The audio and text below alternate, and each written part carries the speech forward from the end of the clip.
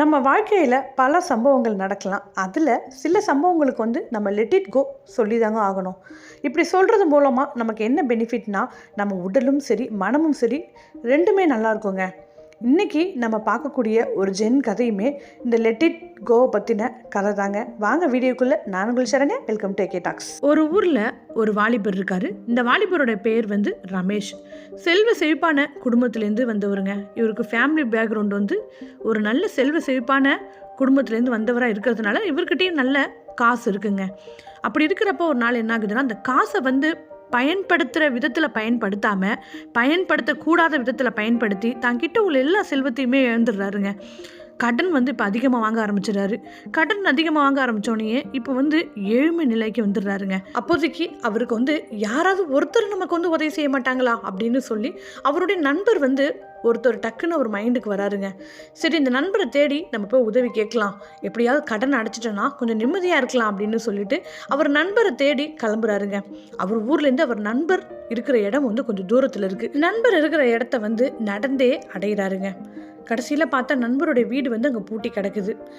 மனசு ரொம்ப உடஞ்சி போகிறாருங்க. சரி, திரும்பி எப்படியாவது நம்ம கிளம்பி வந்துடணும்னு சொல்லி திருப்பியும் அதே இருட்டில் கிளம்பி வராருங்க. இருட்டாக போயிடுது அப்போதைக்கு. அப்போ இருட்டாக போகிறப்ப என்ன ஆகுதுன்னா, வரப்பையே அவர் காலில் ஒரு பெரிய கோணி மூட்டை காலில் சிக்குதுங்க. இந்த வாலிபர் ரமேஷுக்கு கோணி மூட்டை ஒன்று காலில் சிக்குது.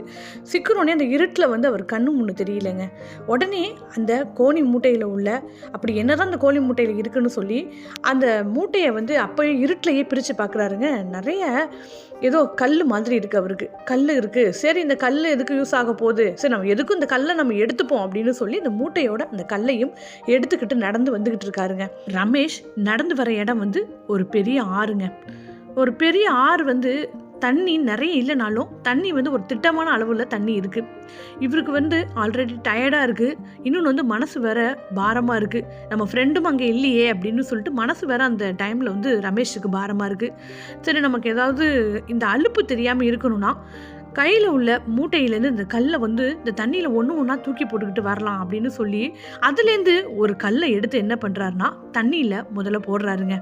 போட்டோன்னே அது ஒரு மாதிரி சவுண்டு கேட்குது. சவுண்டு கேட்டோடனே ரமேஷுக்கு அது பிடிச்சி போகுது அந்த சவுண்டு. சரி, மூட்டையில் உள்ள எல்லா கல்லையுமே எடுத்து போட்டுக்கிட்டு வருவோம் அப்படின்னு சொல்லிட்டு அந்த தண்ணியில் ஒரு கல்லாக எடுத்து போட்டுக்கிட்டே வராருங்க ரமேஷ். இப்படி போட்டுக்கிட்டே வரப்ப என்ன ஆகுதுன்னா, ஒரு கட்டத்தில் பொழுது விடிஞ்சு போகுதுங்க. சூரியன் வர ஆரம்பிக்குது. சூரியன் வர ஆரம்பித்தோடனே மூட்டையில் உள்ள கல்லும் தீர்ந்து போகுதுங்க. கடைசியில் ஒரே ஒரு கல் மட்டும்தான் இருக்குது. அந்த கல்லை எடுத்து போடுறதுக்காக போகிறாரு. அப்போ அந்த சூரியனோட வெளிச்சம் அந்த கல்லில் பட்டு அந்த கல் தக தகன்னு மின்னுதுங்க. ஜொலிக்குது கல்.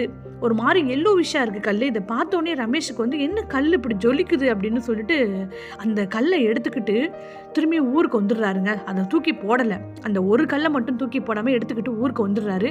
அங்கே உள்ள ஒரு வியாபாரிக்கிட்ட கொண்டு, நகைக்கடை வியாபாரிகிட்ட கொண்டு இந்த கல்லை காட்டுறாருங்க ரமேஷ். காட்டுறப்ப அங்கே உள்ள வியாபாரி சொல்கிறாரு, அப்பா இந்த கல் உனக்கு எப்படி கிடச்சிது, இது விலை மதிப்பற்ற கல்லாச்சே, இந்த ஒரு கல்லே எத்தனை ரூபா போருன்னு எனக்கே தெரில, நிறைய லட்சத்துக்கு கூட போகலாம் அப்படின்னு அந்த கடை வியாபாரி சொல்கிறாருங்க. இதை கேட்டோன்னே ரமேஷுக்கு தூக்கி வாரி போடுது. ஐயோ, இந்த ஒரு கல்லே இத்தனை லட்சம் போகும்னு சொல்கிறாங்க, கோடியில் போகும்னு சொல்கிறாங்க. நம்ம இந்த சாக்கில் அத்தனை கல் இருந்துச்சு, அதோட முக்கியத்துவம் தெரியாமல் நம்ம குளத்துல ஒன்று ஒன்றா தூக்கி போட்டுட்டு வந்துட்டோமே அப்படின்னு சொல்லி தான் தவறு நினச்சி வருந்துறாருங்க. வருந்தினோடனே என்ன நினைக்கிறாருன்னா, இந்த ஒரு கல்லாவது நம்ம கிட்ட சேவாச்சேன்னு அவர் நினைக்கல, இத்தனை கல்லை நம்ம விட்டுட்டோமே அப்படின்னு சொல்லி தாங்க அவர் நினைக்கிறாரு. இந்த ரமேஷை ரொம்ப நாளாக ஒரு ஜென் குரு பார்த்துக்கிட்டு இருக்காருங்க.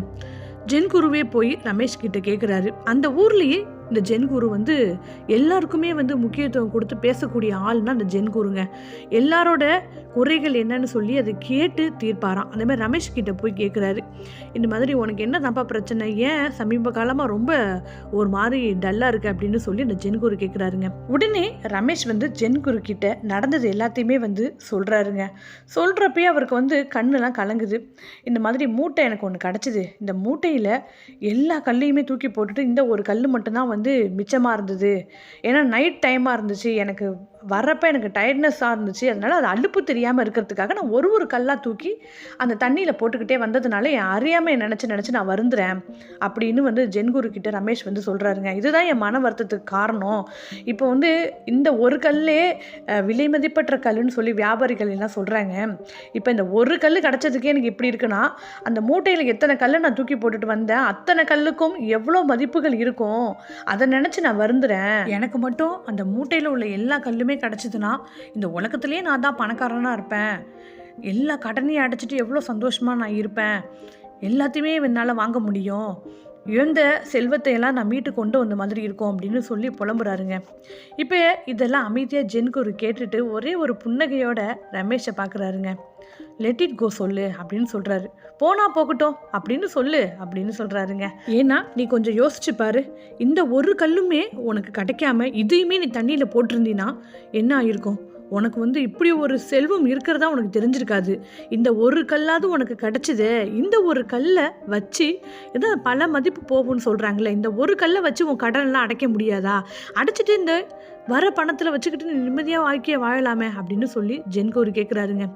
இப்போ இழந்ததை நினச்சி நீ திரும்ப திரும்ப நினைக்கிறப்ப என்ன ஆகுதுன்னா, உன்னுடைய மனமும் சரி உன்னுடைய உடலும் சரி ரெண்டுமே பாதிப்படையுது. இழந்தது என்றைக்குமே வந்து நமக்கு வந்து திரும்ப கிடைக்க போகிறது கிடையாது. இப்போ நீ நினச்சிட்டுன்னா இங்கே நீ இழந்த மூட்டையில் உள்ள எல்லா காசும் உனக்கு வந்து கிடச்சிருமா? போனதை நினச்சி வீணா உன் மனசை நீயே கெடுத்துக்காத அப்படின்னு சொல்கிறாருங்க. உன்கிட்ட இப்போ என்ன இருக்கோ அதை வச்சு சந்தோஷமாக இரு. லெட் இட் கோ சொல்ல பழகு. போனா போகுதுன்னு சொல்லு அப்படின்னு ஜென்குரு சொல்லிட்டு கிளம்பிடுறாருங்க. இப்போ இந்த ஜென்குரு சொன்னதை ரமேஷ் கேட்டோடனே ரமேஷுக்கு வந்து கொஞ்சம் ஒரு தெளிவு கிடைக்கிது. ரமேஷுக்கு ஒரு இனம் புரியாத சந்தோஷமாகவும் இருக்குங்க. உடனே ரமேஷ் என்ன பண்ணுறாரு, அந்த ஒரு கல் வச்சுருந்தாருல அந்த ஒரு கல்லை எடுத்துகிட்டு போய் வியாபாரிகிட்ட கொடுத்து அந்த ஒரு கல்லே பல மதிப்பு காசு வருதுங்க. அந்த காசை எடுத்துகிட்டு போய் என்ன பண்ணுறாருன்னா கடனையும் கொடுத்துட்றாரு. அந்த காசை வச்சுக்கிட்டு நிம்மதியாகவும் அவர் வாழ்க்கையை வாழறாருங்க. இந்த கதையிலேருந்து ஒன்று தாங்க நம்ம தெரிஞ்சுக்கணும். இந்த லெட் இட் கோங்கிறது வந்து இங்கே வந்து பணத்துக்காக மட்டும் கிடையாது. நம்மளை நிறைய பேர் காயப்படுத்தியிருந்துருக்கலாம். அப்படி இல்லைன்னா நமக்கு வந்து நடக்கக்கூடாத சம்பவங்கள் நிறைய நடந்திருக்கலாம். யாராவது நம்மளை வந்து பழி வாங்கணும்னு நினச்சிருந்துருக்கலாம். இந்த மாதிரி நிறைய விதமான செயல்கள் நமக்கு வந்து நடந்திருக்கலாங்க. அது எல்லாத்துக்குமே லெட் இட் கோ சொல்லிட்டு நம்ம வாழ்க்கையை வந்து வாழ ஆரம்பிச்சோன்னா நம்மளுமே இந்த கதையில் உள்ள ரமேஷ் மாதிரி வாழ்க்கையை வந்து மகிழ்ச்சியாக நிச்சயம் வாழ முடியுங்க. இந்த லெட் இட் கோ சொல்கிறது மூலமாக நமக்கு என்ன பெனிஃபிட்னா, நம்ம மனசும் நல்லாயிருக்கும், நம்ம உடலும் நல்லா இருக்குங்க. ஏன்னோ என்றைக்கோ ஒரு சம்பவம் நடந்திருக்கும், என்றைக்கோ ஒரு நிகழ்ச்சி நடந்திருக்கும். அதை நினச்சி நம்ம மனமானது வந்து வருந்திக்கிட்டே இருக்குதுன்னா மனசு வந்து வருதுனாலே உடல் பாதிப்படையுங்க. இது ரெண்டுமே வந்து இப்போ பாதிப்பு உள்ளாகுது. இப்போ லெட் இட் கோ சொல்கிறது மூலமாக வந்து மனசும் சரி உடலும் சரி ரெண்டுமே நல்லா இருக்குங்க. இது வரைக்குமே இந்த வீடியோ பொறுமையாக பார்த்தவங்க எல்லாருக்குமே கோடான கோடி நன்றிகள். இந்த வீடியோ உங்களுக்கு பிடிச்சிருந்துச்சுன்னா வீடியோக்கு ஒரு லைக் கொடுங்க. அண்ட் உங்கள் ஃப்ரெண்ட்ஸ் அண்ட் ஃபேமிலிக்கு இந்த வீடியோவை ஷேர் பண்ணுங்கள். யாராச்சும் சேனலை இது வரைக்கும் சப்ஸ்கிரைப் பண்ணாமல் இருந்தீங்கன்னா சேனலையும் தயவு செஞ்சு சப்ஸ்கிரைப் பண்ணுங்கள். தேங்க்யூ.